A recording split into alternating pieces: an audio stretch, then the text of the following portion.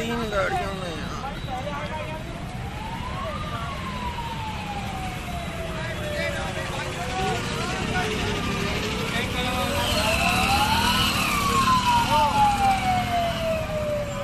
कैसे लगी यार?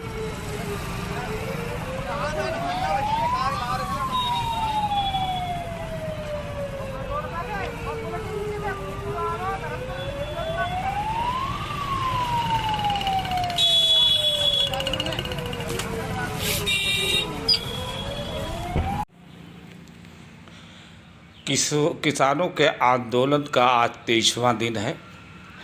आंदोलन जारी है। किसान अभी भी दिल्ली के तरफ चारों तरफ जमे हुए हैं और उनको समर्थन भी मिल रहा है।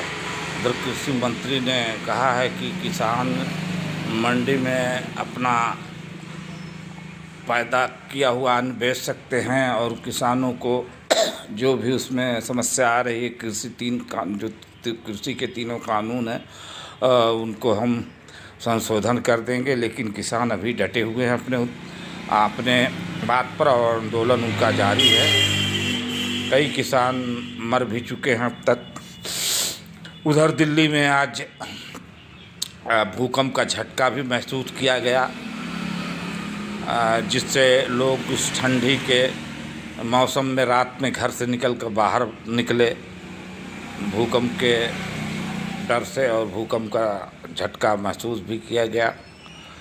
उधर कानपुर में आज परिवहन की बस में आग लगी हाईवे पर और बसें जलती रहीं, जल गई। 3 बस जल गई परिवहन की।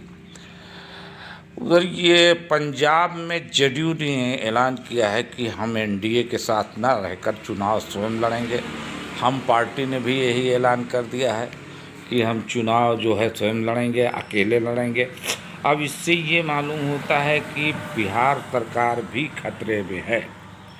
बिहार सरकार का भविष्य जो है दांव पर लगा हुआ है। अब एक जगह नीतीश को बीजेपी जो है समर्थन देकर मुख्यमंत्री बनाया बिहार में, लेकिन वही नीतीश कुमार बंगाल में अकेले लड़ रहे हैं चुनाव। हम जो हैं जीतन राम मांझी, जिसके पार्टी के अगुवा हैं, वो भी अलग लड़ रही है।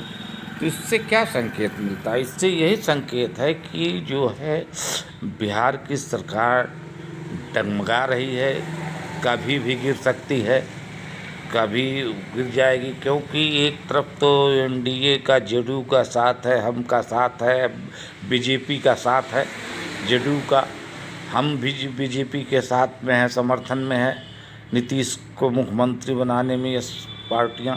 लेकिन अब वही नीतीश वहाँ अलग लड़ेंगे, वही जीतन मांझी बंगाल में अलग लड़ेंगे।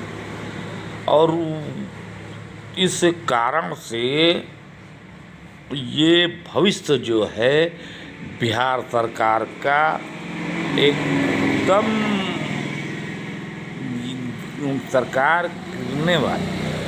भविष्य खराब है, एनडीए का भविष्य खराब है। क्योंकि बीजेपी से जेडीयू जब इतनी दूरी बना रही है तो यहाँ भी दूरी बन सकती है और सरकार गिर सकती है। उधर उत्तर प्रदेश में योगी आदित्यनाथ के मुकाबले में ये एक असदुद्दीन ओवैसी एक संगठन बना रहे हैं जो छोटी छोटी पार्टियों को जोड़, जैसे ओम प्रकाश राजभर हैं,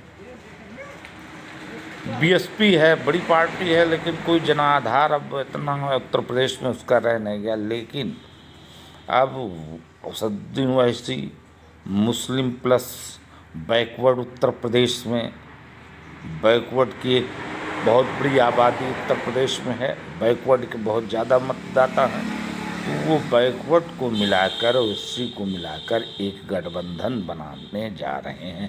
असदुद्दीन ओवैसी ओम प्रकाश राजभर से मिल चुके हैं और उनका बिहार में मायावती से गठबंधन रहा, जिसमें बीएसपी ने भी एक सीट निकाला और 5 असदुद्दीन ओवैसी ने बिहार में 5 सीट निकली।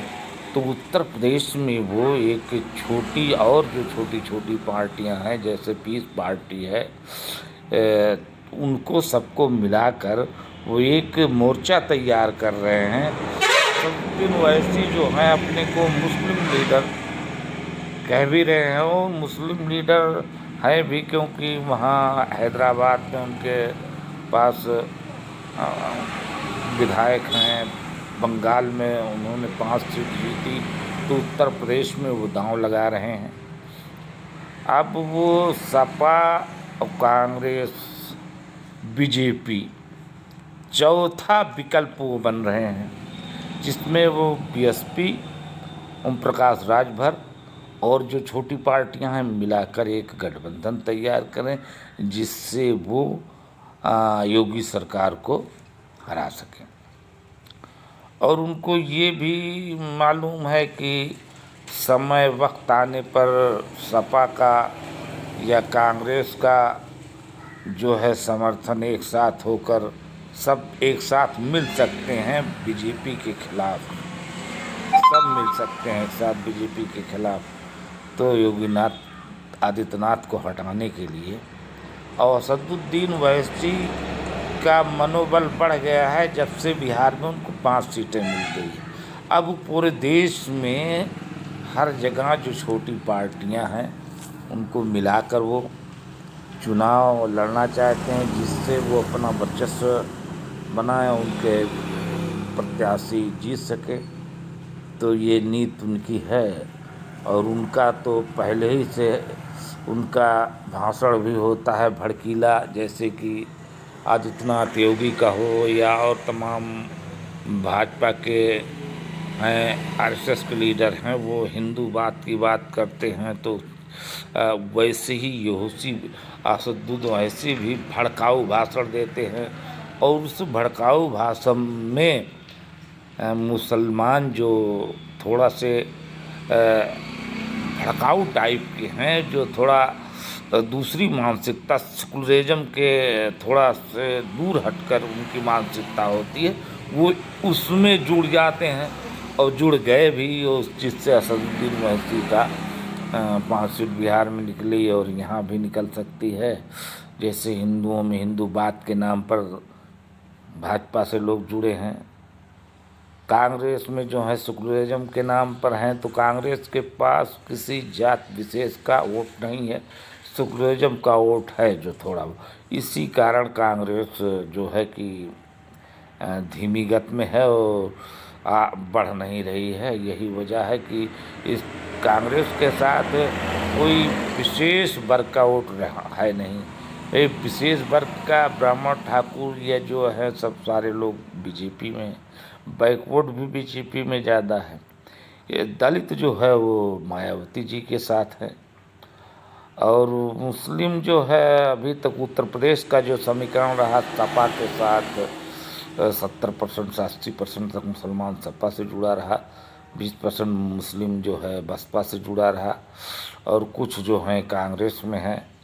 लेकिन कांग्रेस जो चाहती मुस्लिम मतदाताओं को अपनी तरफ खींचने के लिए वो हो नहीं पा रहा है, क्योंकि सपा उसके लिए रोड़ा, और असदुद्दीन ओवैसी जो हैं अब वो आ गए, सपा के लिए भी रोड़ा बन गए, कांग्रेस के भी लिए बन गए। और कभी इनके ऊपर आरोप भी लगाया गया बिहार में कि ये तो अमित शाह के एजेंट हैं और भारतीय जनता पार्टी के एजेंट भी हैं। लेकिन वो अपना उनका जो है वो हिसाब, वो अब ये उत्तर प्रदेश में बैकवर्ड को जोड़ना चाहते हैं, जैसे उनका राजभर है, और अगर मायावती को जोड़ लिया तो दलित वोट उनका है, और मुस्लिम वोट ये देखता है कि इनके साथ इतने वोट हैं तो हमको बीजेपी हराना, वो थर्मामीटर ही लगाता रहा। इस कारण कई जगह फेल भी हुआ, लेकिन मुस्लिम मतदाता तो यही कर चाहता है कि भाजपा को कौन हराएगा। तो असदुद्दीन ओवैसी अब एक लीडर अपना को जताना चाहते हैं कि हम मुस्लिम लीडर में हम हैं, और वो इसी राजनीति से बैकवर्ड और दलित को मिलाकर चुनाव लड़ना चाहते हैं, और एक उनका एक ग्राफ बढ़ जाएगा। अगर बैकवर्ड मिल गया, और बैकवर्ड में तो कुछ ना कुछ तो सीटें उत्तर प्रदेश में भी सीट असदुद्दीन ओवैसी की निकली, तो इसमें सपा और कांग्रेस का काफ़ी नुकसान हो सकता है। और बीजेपी का मतदाता तो अभी बीजेपी के साथ है। वो ओम प्रकाश जी हों, मायावती जी हों, कोई भी हो, अभी बीजेपी का मतदाता बीजेपी को छोड़ता नज़र नहीं आता।